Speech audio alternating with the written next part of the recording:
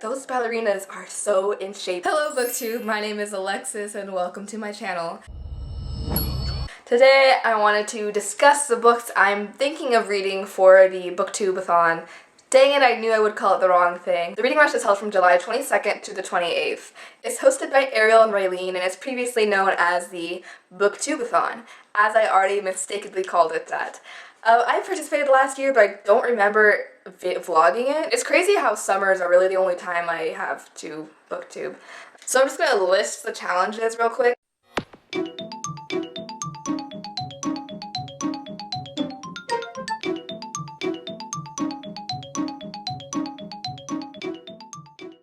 And go over what I'm thinking of reading for it. So challenge number 1 is to read a book with purple on the cover. Well, I recently just got this fantastic book from a exchange party my book club does every now and then.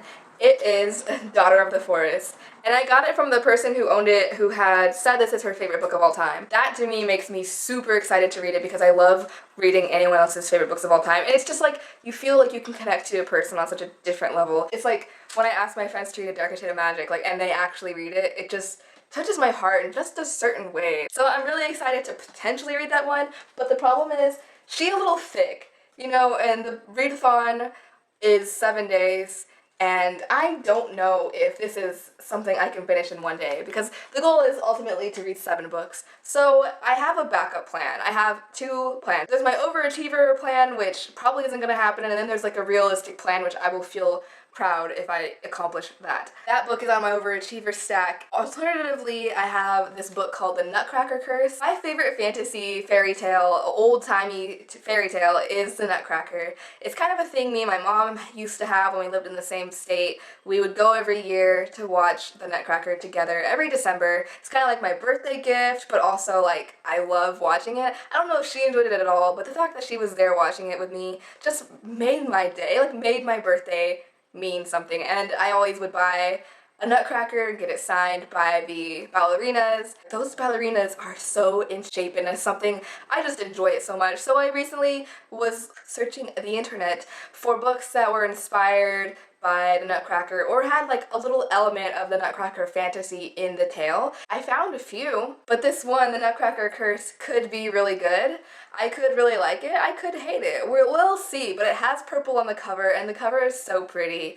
I think there's a good chance I could really like it, maybe just for the nostalgia of loving the Nutcracker. So the second challenge is to read a book in the same spot the entire time. That's a challenge because I don't sit down in one spot for too long. If I sit on my bed for a couple hours in the morning reading, sure, but I'll still have to get up and go to class or get up and go to work. It's really I never have time to consistently read in one spot. So to get around this challenge, I watched The Irish Reader. I watched Kevin give his idea was to read a graphic novel, and I was like, Kevin, you a smart cookie. That is an excellent idea. So I decided I could either use an audiobook and say, always listening to it in my car, or I could read White Sands by Brandon Sanderson. I read the first volume a while ago, long before I had read or even heard of Brandon Sanderson, and then I read Elantris and said Elantris was the first book I ever read by Brandon Sanderson, not knowing that White Sand was by him.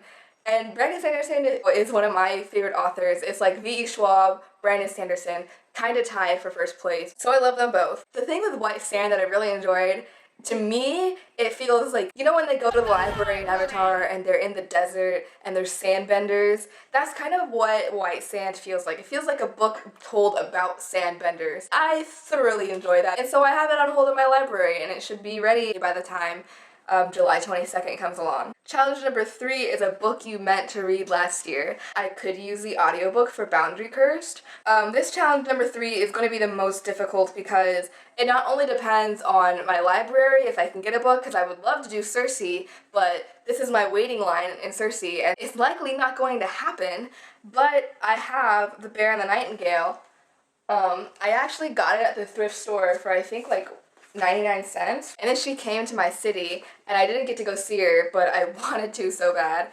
So this book, if you haven't heard anything about it, is from what I take a Russian fairy tale retelling. That's all I really know, and I don't want to read more because I don't want to spoil it, because that's already like interesting enough for me. It's so hot right now here in Texas that reading a book that takes place in the winter might cool me down, even if it's only internally and even if it's only in my imagination. I would just feel refreshed. And so this book actually is going to count for multiple challenges. This is how I'm going to achieve this, because I'm working 20 hours a week and going to school full time this summer, so we gotta have some flex, okay? So that counts for number 3, and then it's also gonna count for number 4, possibly. If I'm overachieving, I'll read Wildcat. I got this book for free in exchange for an honest review. This book I want to read, and it sounds really good. The 4th challenge is to read an author's first book.